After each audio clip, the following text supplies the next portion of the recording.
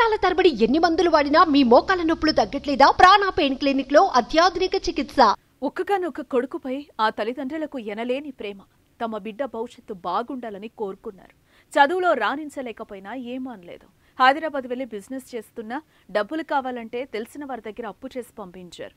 కానీ తల్లిదండ్రుల ప్రేమను, వారి నమ్మకాన్ని బూడిదలో కలిపేశాడు ఆ కుమారుడు. అప్పు చేసి ఇచ్చిన డబ్బులతో ఆన్లైన్ గేమ్లాడి నిండా ముంచాడు. దీంతో చేసిన అప్పులు తీర్చలేక, కొడుకు చేసిన మోసాన్ని భరించలేక ఆ అమ్మా నాన్న బలవంతంగా ఈ లోకాన్ని విడిచెళ్లిపోయారు. కన్నీళ్లు తెప్పించే ఈ ఘటన నంద్యాల జిల్లాలో చోటు చేసుకుంది.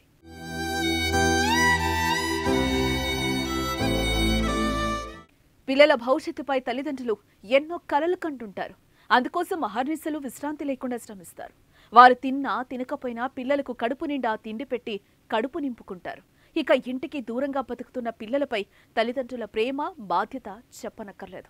అక్కడ కష్టాలు పడకూడదనే ఉద్దేశంతో పస్తులుండి సైతం డబ్బులు పంపే తల్లిదండ్రులు ఎంతో మంది ఉన్నారు. అయితే తల్లిదండ్రులు పంపించిన డబ్బులతో జల్సాలు, జూదాలాడి వారిని అప్పుల పాలు చేసి మానసిక క్షోభకు గురిచేసి చివరికి ఆత్మహత్య చేసుకునేలా చేశాడు కుమారుడు.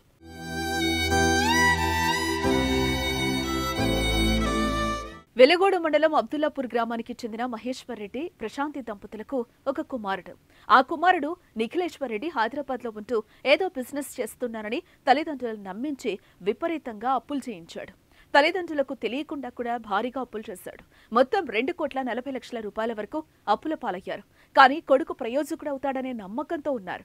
కానీ అప్పులు చేసిన డబ్బులతో కుమారుడు జల్సాలు, బెట్టింగ్, ఆన్లైన్ జూదమాడుతున్నాడనే విషయాన్ని తల్లిదండ్రులు ఆలస్యంగా గ్రహించారు. అప్పటికే జరగాల్సిన నష్టమంతా జరిగిపోయింది.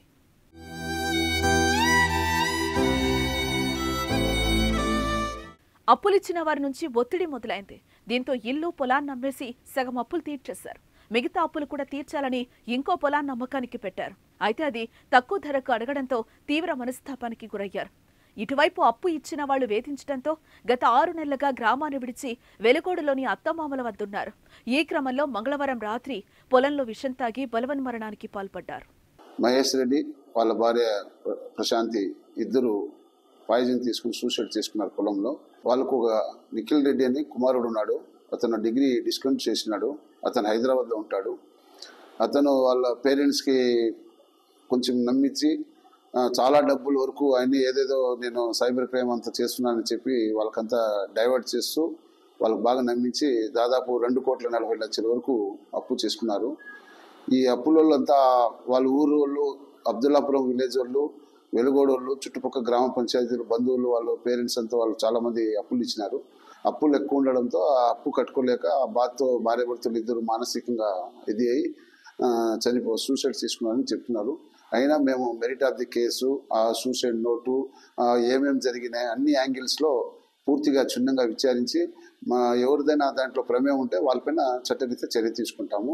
కుమారుడు కోసం కోట్లలో అప్పులు చేసి అవి తీర్చలేక తల్లిదండ్రులు చనిపోవడం నిజంగా కన్నీరు పెట్టించే విషయం. పిల్లల జీవితాలను రూపొందించడంలో నిస్వార్థమైన ప్రేమ అందించి వారి జీవితాన్నే త్యాగం చేసే తల్లిదండ్రులకు ఈ పరిస్థితి రావటం చాలా బాధాకరం. దీనిపై మీరేమంటారో కామెంట్ చేయండి.